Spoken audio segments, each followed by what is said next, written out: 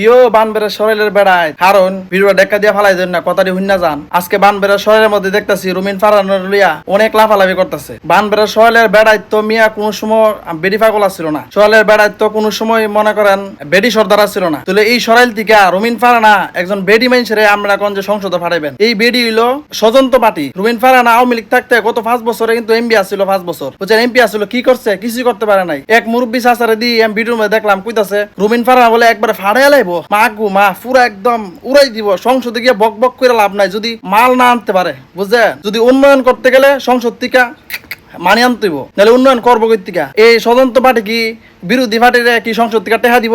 আমরা দেখতে দলীয় লোক, দলীয় লোক একজন যোগ্যতাশীল ব্রাহ্মণবাড়িয়া সরাইল আশুগঞ্জে একজন যোগ্যতাশীল আছে আল্লামা জুনাইদ আলাবি হুজুর। জুনাইদ আলাবি হুজুরে ভোট দেন, ভোট দিলে আমরা উন্নয়ন পাইবেন। বেড়ে হইলো দলের নমিনেশন নেওয়া। তাহলে এই বেটারে যদি ভোট দেন তাহলে ই সরাইল আশুগঞ্জে উন্নয়ন হইব, অবশ্যই হইব। সরাইলের বেড়ে হইলো সিংহ, আর রুমিন ফারানা বেড়ি মানুষ, এলো হরিণ। তো জঙ্গলার মধ্যে সিংহর রাজত্ব যদি আপনারা হরিণরে দিয়া দেন, সিংহর কি মানিজ্য থাকবো?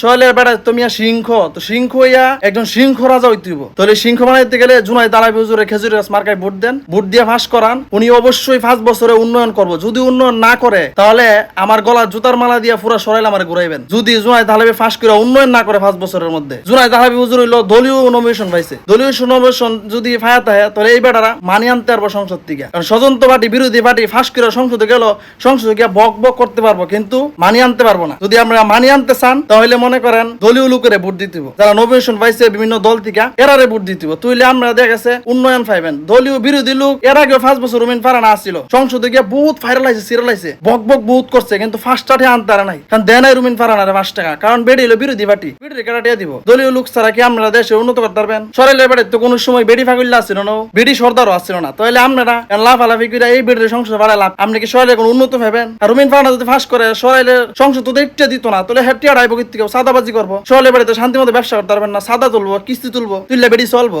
কারণ বিডি হলো বিরোধী পার্টি, স্বতন্ত্র পার্টি। তাই বলি অনেক দিন আছে, আরো 5 দিন আছে নির্বাচনের, বিবেক বুদ্ধি দিয়ে খাড়ান যে কারে দিয়ে আমরা উন্নত হইব, ওই চিন্তা করেন। কারণ বানবেড়ার বেড়াত কোনো সময় বেড়ি ফাগুল্লা না, বা বেড়িদের পিছিয়ে ঘুরছেও না, বেড়ি সর্দার নাই বানবেড়া, বুঝছে। তো এইটাই মাথা তাহেন রাইকা একজন বেড়ার এমপি বানান, যে বেড়া সিংহর মতন গর্জন দিব, আবার দেশের উন্নয়ন করবো। আমি সিংহ আর বাঘের ডরে জঙ্গল কাফে, হেজার মধ্যে হরিণ রেজু রাজত্ব দেন, তো ওই যে আশেপাশের এলাকার মানুষ আয়া জঙ্গল ধ্বংস করে দিব। এই জন্যই কই সিংহরে রাজা বানান, সিংহর ডরে আশেপাশে এলাকার মানুষ আইব দূরের কথা পুরা জঙ্গলা ভয়ে কাঁপবো।